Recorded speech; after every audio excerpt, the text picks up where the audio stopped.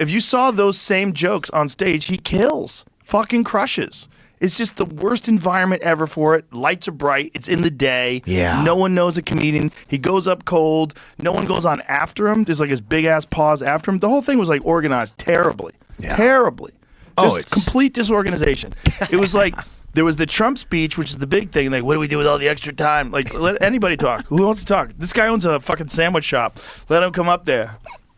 You know, look, it's my friend Giovanni. Like, let anybody in there. They were letting people that were saying wild stuff too. Oh, they were letting anybody in there. And dude. It didn't seem like they vetted a lot of the speeches. Some of the speeches were like, they had 40 minutes of ASMR in there. They were fucking letting people do anything. Dude, whenever you get an organization, whether it's the Republicans or the Democrats, you got to kind of like appease everybody. And you got psychos and moderate people. And they're all together under this one banner of this one. Like, have you ever been on a sports team?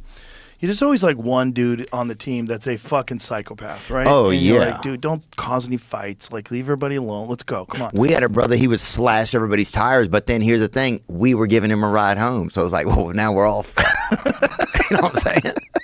But that's who he was. You had to respect him. He was a power forward, you know? Yeah. Well, sometimes they're not making the best decisions. People don't, man. A lot. People don't, man. Especially football players, bro. You get hit in the head a lot, you're going to make some sketchy-ass decisions. Nick Bosa got brave and shared his political thoughts the other night. You see that? No, I didn't. Well, it's just crazy how, like, on mainstream stuff, if you share anything one way, it's okay, but you share something another way, it's not okay. Right. Like, nobody got angry at people. They made fun of people for supporting Kamala Harris.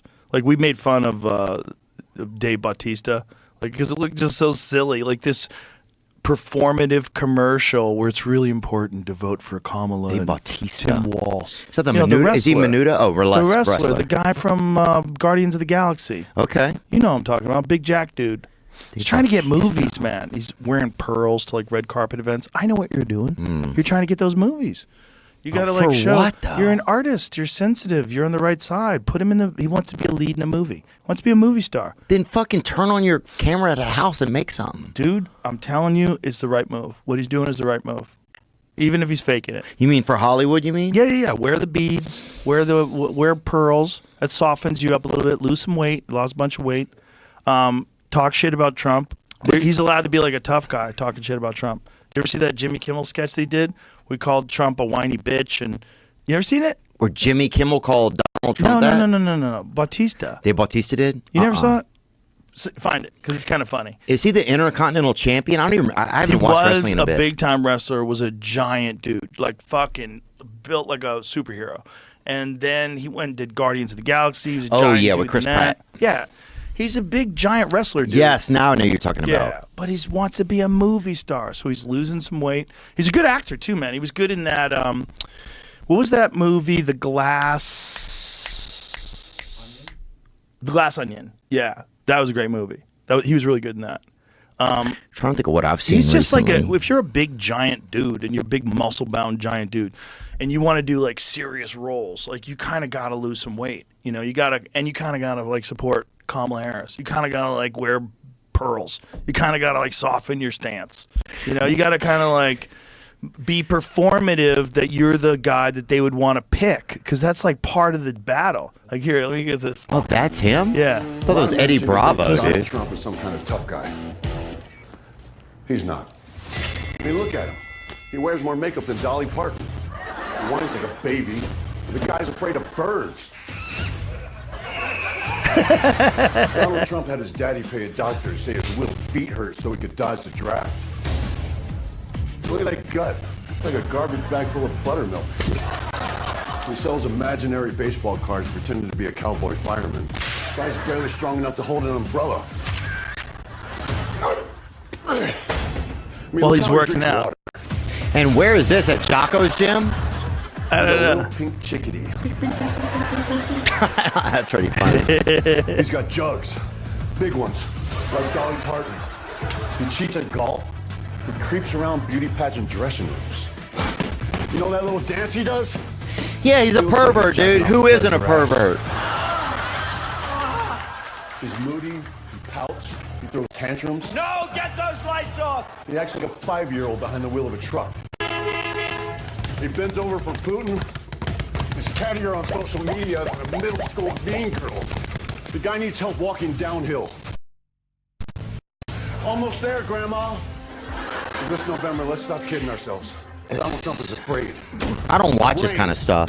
Look at this. The punches. Windmills.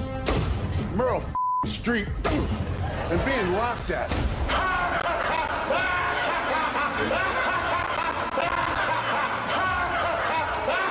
Isn't it past your jail time? But mostly, he's terrified that real red-blooded American men will find out that he's a weak, tubby toddler. Mommy, take me home, Mommy. I want to go home. What's wrong, tough guy? Someone grab you by the... Wow. That closing line's pretty tough, That's dude. not bad. He called him a good. bitch. But it's like, you know what he's doing. Yeah. Trying to become a movie star. It's a good move. But the why- Hollywood liberals 100% love that. Well, Hollywood's just crazy to me, dude. I just don't understand it. Like, it seems like they hate white men.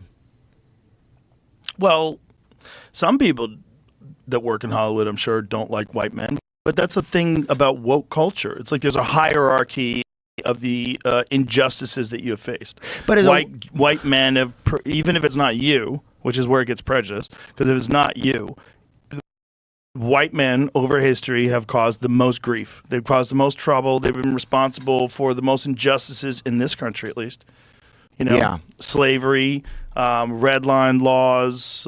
Other people helped with Chinese. slavery. Let's don't just pin the tail 100%. on the honky donkey. You Right. know what I'm saying? But in America, slaves were exclusively owned by white undeniably. people. Right. In other countries, they're owned by all kinds of people. This is where it gets See, weird. that's what we got to do then. Well, what people don't understand is there's more slaves today than there have ever been. Nuh-uh. There's more slaves today than there were before 1865 when slavery was abolished in America.